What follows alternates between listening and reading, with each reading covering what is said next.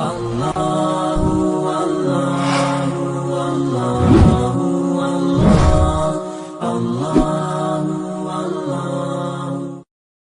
sebetulnya kalau mau nyanyi ini udah lama album saya. Agama, religion, bangsa, nation. Jadi setiap orang sekarang dibenturkan. Kalau dia bicara kebangsaan, dia harus melepaskan agama. Kalau dia bicara agama, berarti dia jangan bawa-bawa kebangsaan. Ketika orang berani berkata NKRI, jangan bawa Allahu Akbar.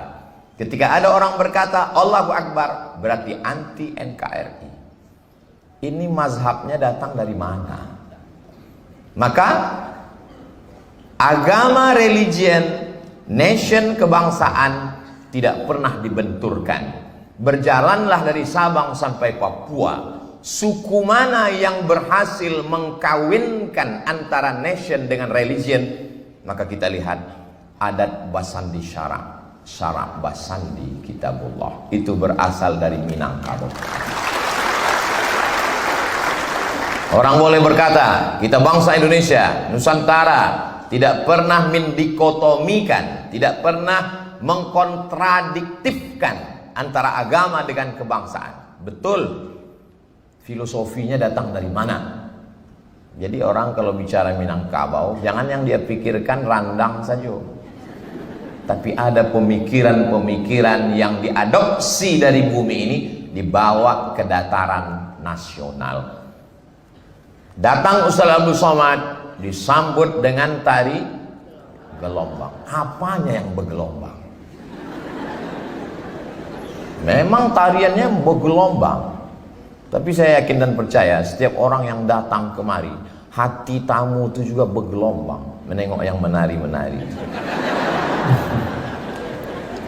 Laki-lakinya menutup kepala. Menutup kepala itu sunnah. Dalam ilmu hadis, orang yang tidak menutup kepala maka tidak diterima periwayatan hadisnya. Ini bukan masalah halal haram, ini masalah adab. Adab itu tidak terkait dengan halal haram. Adab itu masalah kepantasan. Misalnya saya datang kemari pakai jaket kulit, pakai celana jeans, bawa helm. Hai guys. Kira-kira itu masalah halal haram selesai karena aurat tertutup. Tapi kena pada bab kepantasan. Saya yakin kalau begitu gaya saya, ini bapak-bapak ibu prop sudah berbisik. Lah kanai nampaknya. Jadi kalau mau melihat bagaimana sejalan antara nation dengan religion, dalam adab Islam laki-laki menutup kepala. Pemuda-pemuda Minangkabau yang menyambut tadi batutui kapalung. Menutup aurat, lutut tertutup. Itu yang laki-laki yang di depan. Di mana posisi perempuan? Perempuan tadi berada di belakang. Bagaimana perempuan Minangkabau? Rambutnya tertutup, bajunya baju kurung, dan baju yang atas itu menutup sampai hampir ke lutut, dan kakinya bertutup. Yang laki-laki tak bertutup. Apakah karena kurang anggaran? Tidak. Itu tidak terkait dengan itu. Karena memang begitu pencak silat. Ini bukan karate, ini bukan taekwondo, ini budaya asli produk kita. Kakinya tak bertutup, tapi kaki perempuan bertutup. Walaupun mazhab Hanafi mengatakan kaki bukan aurat, tak perlu ditutup. Makanya jamaah yang datang dari India, Pakistan, Bangladesh, itu kakinya tak pakai kaos kaki. Tapi mazhab Syafi'i menutup kaki. Itu bisa dilihat, videonya bisa diulang nanti dalam acara penyambutan. Kalau tak sempat merekam, bisa dilihat di Ustadz Abdul Somad Official. Subscribe, like, share, and comment.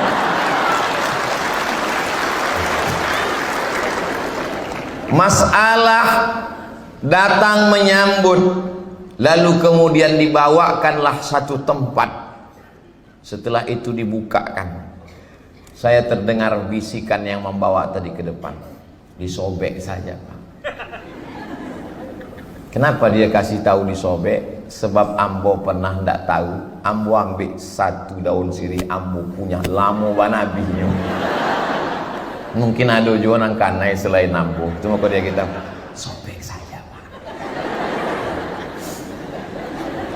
Formalitasnya begitu. Tapi aslinya dulu Ambo masuk ke suku Talang Mama di pedalaman hutan. Lalu sampai di dalam disambut kepala suku. Dia ambil daun sirih, Ambo pun mengambil daun sirih. Diambilnya kapur dia oles, saya pun mengoleskan kapur.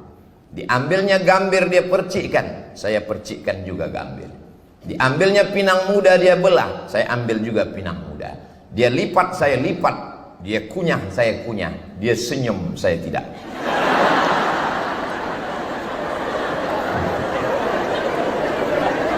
Lalu kemudian saya yang bingung bertanya, dari mana datang tradisi menyambut tamu memakan ini? Mereka tak bisa menulis, tapi mereka menghafal petatah petitih dari nenek moyang mereka. Apa katanya? Beraja ke Indragiri, berinduk ke Pagaruyung. Adat itu mereka ambil karena satu dan lain hal mereka pergi menelusuri sungai, sampailah mereka ke sana. Nama kampung itu Lemang. Saya tanya, dari mana dasar kata Lemang ini? Datanglah dulu Datuk Perpatih nan Sabatang. Lalu kami suguhkan pulut yang dimasak di dalam buluh bambu. Ketika dimakannya, kata dia, ku kasih nama kampung ini Lemang, kata orang Melayu. Lemang, kata orang mereka. Sampai ke sana, adat istiadat itu dipakai sampai hari ini. Mereka menyambut tamu. Saya tidak mau disambut dengan welcome. Well bagus, come datang, datangnya bagus, pulangnya disambut dengan tarian-tarian. Setelah itu laki-laki datang membawa piring. Apa makna daun sirih itu? Di situ ada kelatnya, di situ ada pahitnya, di situ ada pedarnya, di situ ada pedasnya. Maka telanlah. Nanti setelah sampai kau di bumi Minangkabau ini, wahai Abdul Somad, kau akan merasakan pedarnya, pahitnya, pedasnya. Tapi kalau kau sudah ketagihan, tak tahan sehari tanpa makan daun sirih. Tapi orang sekarang tidak lagi makan daun sirih karena sudah dijadikan sebagai pasta gigi. Gosok gigi pagi, Anda mau selamat dari ulat gigi, pakailah pasta gigi dengan daun sirih. Betul, orang-orang tua kita dulu kalau makan sirih itu tidak akan kena ulat gigi. Kenapa? Mancalia warna. Bapak Ibu yang dimuliakan Allah Subhanahu wa taala. Islam tidak melarang orang makan daun sirih. Islam tidak melarang campur aduk. Ini bukan universitas Islam. Universitas Negeri Padang. Tidak ada bawa-bawa Islam. Tapi waktu menari tadi, laki-laki di depan, perempuan di belakang. Itu bukan sholat sunat tahiyatul masjid. Itu tarian adat. Tapi karena kita sudah adat basandi syarak basandi kitabullah. Di sini pun begitu juga. Bapak Ibu semuanya. Adapun beberapa yang ini adalah istifna, pengecualian. Tapi saya ingin mengatakan bahwa adat istiadat Islam sudah menjadi darah daging. Jadi orang yang membedakan, membenturkan, ini dia. Kalau ada nanti orang membeda-bedakan ini, membentur-benturkan ini, mungkin jadi dia baru lahir atau akalnya baru datang.